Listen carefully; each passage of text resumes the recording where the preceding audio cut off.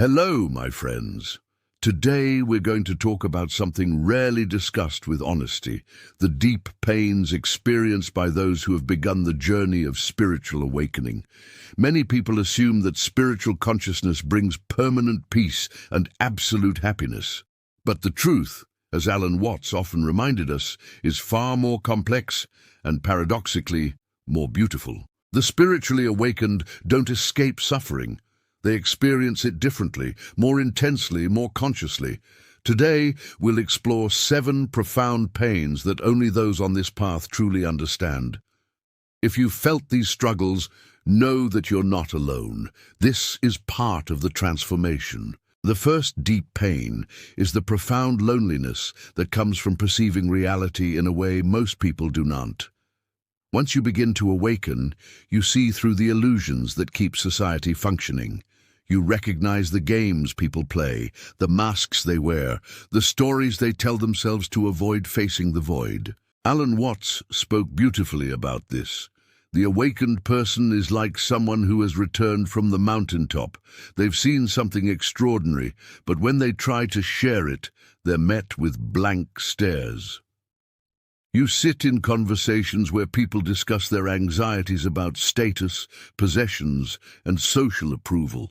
Things that once mattered to you too, and you feel like an alien. Not because you judge them, but because you can no longer pretend these concerns are ultimate reality.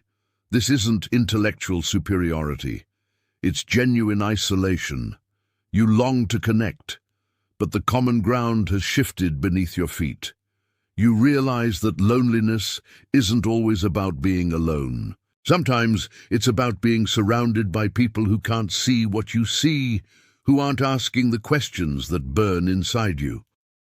The second pain is watching your comforting illusions crumble, one by one. Before awakening, we live within protective stories. Everything happens for a reason. Hard work always pays off. Good people are rewarded. Bad people are punished. These narratives aren't necessarily false, but they're incomplete. Spiritual awakening tears them apart, and suddenly you're standing in the raw, unfiltered chaos of existence. Watts called this the wisdom of insecurity. You begin to see that control is an illusion, that certainty is impossible, that the universe doesn't operate according to human notions of fairness. This realization can be devastating. The structures you built your life upon, your identity, your plans, your sense of purpose, start to feel arbitrary, even absurd. You're left in what mystics call the dark night of the soul, where the old meanings have died but new ones haven't yet been born. Most people avoid this pain at all costs. They cling to their illusions desperately. But you've seen too much. You can't go back to sleep no matter how tempting unconsciousness appears. The third pain is the crushing weight of total responsibility. When you awaken spiritually, you can no longer blame external circumstances for your suffering. You realize, as Watts taught, that you are not a victim of the universe, you are an expression of it. This is simultaneously liberating and terrifying.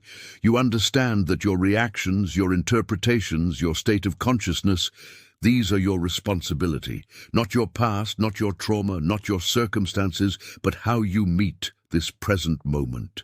This isn't about toxic positivity or denying real difficulties. It's about recognizing that between stimulus and response, there's a space, and in that space lies your power and your burden. You can't blame your parents forever.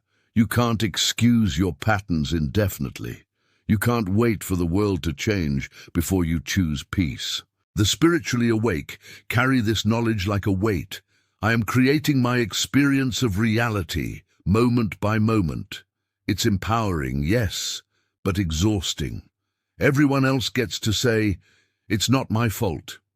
You don't have that luxury anymore. The fourth pain is the gradual dissolution of who you thought you were. Alan Watts brilliantly described the ego as a social convention, a practical fiction. But we don't experience it that way. We experience our identity as fundamentally real, solid, permanent. Spiritual awakening reveals the truth. The you you've been defending, promoting, and worrying about is a construct, a story, a pattern of thoughts with no substantial existence. This realization doesn't happen once and finish. It's a repeated dying, a continuous letting go. You watch your preferences become less rigid, your opinions feel less urgent. The things you once identified with, your career, your achievements, your personality traits, begin to feel like costumes rather than your essence. Who are you when you're not your thoughts, when you're not your story, when you're not even the awakened one? This existential vertigo is terrifying. The ego fights back desperately, creating spiritual identities. I am enlightened, I am evolved, I am conscious. But these too must die. Watts warned about this. The desire to be enlightened is just another form of egoism. The spiritually awake live in this paradox, becoming nobody, which is the only way to become truly free. But nobody warns you how painful it is to disappear while still being alive. The fifth pain is an intensified sensitivity to suffering, both yours and others. Awakening doesn't make you immune to pain. Instead, it removes the filters, the numbness, the defensive mechanisms that kept suffering at bay. You feel more, not less. You see the suffering in others' eyes, even when they're smiling. You sense the collective anxiety, the planetary trauma, the silent desperation in everyday life. Alan Watts spoke of this as the wisdom of no escape. You can't distract yourself as effectively anymore. You can't binge entertainment, gossip, or busy yourself into numbness the way you once did. You sit with pain, yours and the world's, in a way that feels almost unbearable. You witness the cruelty, the ignorance, the unnecessary suffering that humans inflict on each other and on the planet. And here's the cruel irony. The more compassionate you become, the more it hurts. Your heart breaks open repeatedly. Every act of violence, every ecological disaster, every person suffering alone, you feel it more acutely. This isn't depression, though it can look like it. It's what some traditions call sacred suffering, the pain that comes from truly caring, from being fully present to reality as it is. Most people protect themselves with apathy or selective attention. The awakened cannot. They bear witness, and it's exhausting. The sixth pain is knowing you can never return to unconsciousness. There are moments, many moments, when you desperately wish you could unsee what you've seen, unknow what you know. The bliss of ignorance starts to look appealing. You watch others living in their bubbles, seemingly content with surface-level existence, and part of you envies them. You think, maybe I was happier before all this seeking. Maybe ignorance really is bliss. Alan Watts addressed this beautifully. Once you've seen through the game, you can't pretend you haven't. The most you can do is play it consciously. This is the pain of the point of no return. You can't force yourself to care about trivial things. You can't regenerate the illusions that once protected you. You can't believe in the same stories. Even if you try to go back to your old life, old habits, old ways of being, you're different, you're aware. And awareness, once ignited, cannot be extinguished. You're stuck in this middle place, no longer unconscious enough to be comfortable, not yet enlightened enough to be free. It's lonely here, it's uncertain, and there's no going back. The seventh and final pain is living in the paradox, holding profound insight while simultaneously embracing radical uncertainty. The more you awaken, the less you know in the conventional sense. Your certainties dissolve, your dogmas crumble. Even spiritual truths become questionable. Watts loved paradoxes because they reflect reality more accurately than logic. He'd say, the only way to make sense out of change is to plunge into it, move with it and join the dance.